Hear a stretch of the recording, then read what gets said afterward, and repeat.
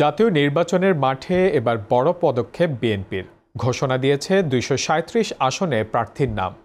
কিন্তু দলের ভেতরে এখন সবচেয়ে আলোচিত প্রশ্ন, জিতলে প্রধানমন্ত্রী হবেন কে? চেয়ারপারসন খালেদা জিয়া অসুস্থ আর ভারপ্রাপ্ত চেয়ারম্যান তারেক রহমান লন্ডনে। খালেদা জিয়া নাকি তারেক রহমান? নির্বাচনী লড়াইয়ে বিএনপির নেতৃত্বে কাকে দেখছে দেশ? এ নিয়েই বিস্তারিত জানাচ্ছেন শাহরিয়ার শাফাত।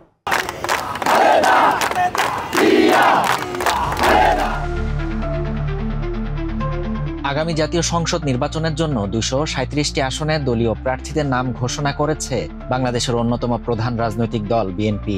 তালিকার শীর্ষে রয়েছেন দলীয় চেয়ারপারসন বেগম খালেদা জিয়া, যিনি দীর্ঘদিন ধরে অসুস্থ থাকায় চিকিৎসাধীন আছেন। দলটির ঘোষণায় বলা হয়েছে, খালেদা জিয়া ফেনী ১, বগুড়া ৭ ও দিনাজপুর ৩ আসনে প্রার্থী হবেন।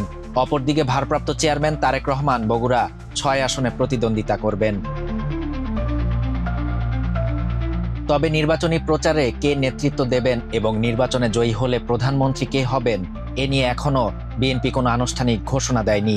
ফলে কাকে সামনে রেখে এই নির্বাচনের প্রচারে নামতে যাচ্ছে বিএনপি, সেই প্রশ্ন জোরালো হয়ে উঠেছে। রাজনৈতিক বিশ্লেষকদের মতে খালেদা জিয়াকে ৩টি আসনে প্রার্থী করা একটি কৌশলগত পদক্ষেপ। এর মাধ্যমে বিএনপি দেখাতে চায় যে তিনি এখনও দলের প্রতীকী ও কার্যকর নেতৃত্বে আছেন।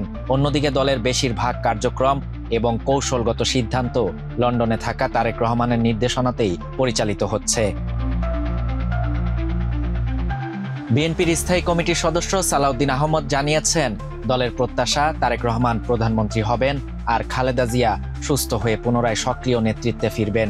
রাজনৈতিক বিশ্লেষক ডক্টর কাজী মারুফুল ইসলাম মনে করেন, এই সিদ্ধান্তের মাধ্যমে বিএনপি নির্বাচন নিয়ে অনিশ্চয়তা দূর করার বার্তা দিতে চেয়েছে এবং খালেদা জিয়ার জনপ্রিয় ভাবমূর্তিকে কাজে লাগানোর চেষ্টা করছে।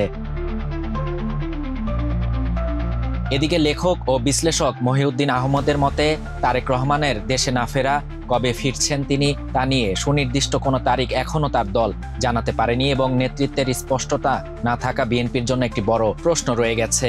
দলটি হয়তো এই কারণে খালেদা জিয়াকে সামনে রেখে নেতৃত্বের ধারাবাহিকতা বজায় রাখতে চায়।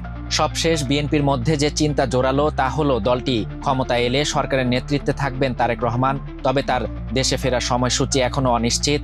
আর সেই অনিশ্চয়তার মধ্যে বিএনপি নির্বাচনী লড়াইয়ে নামছে খালেদা জিয়া ও তারেক রহমানকে কেন্দ্র করেই। শাহরিয়ার শাফাত, বাংলা নিউজ 24।